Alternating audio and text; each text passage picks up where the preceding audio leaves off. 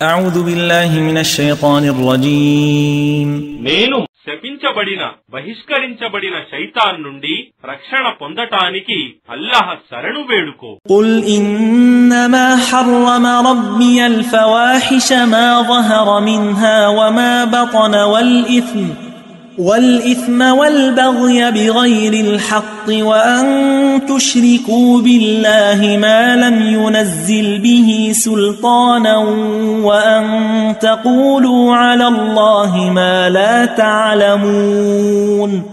ఇలాను నా ప్రభువు బహిరంగంగా గాని లేదా రహస్యంగా గాని అశ్లీల అసహ్యకరమైన కార్యాలను పాపకార్యాలను చేయటాన్ని మరియు దౌర్జన్యం చేయటాన్ని మరియు ఆయన అల్లహ అవతరింపజేసిన ప్రమాణం ఏదీ లేనిదే ఇతరులను అల్లహకు సాటి భాగస్వాములుగా కల్పించటాన్ని మరియు మీకు జ్ఞానం లేనిదే ఏ విషయాన్ని అయినా అల్లహపై మోపటాన్ని నిషేధించి ఉన్నాడు.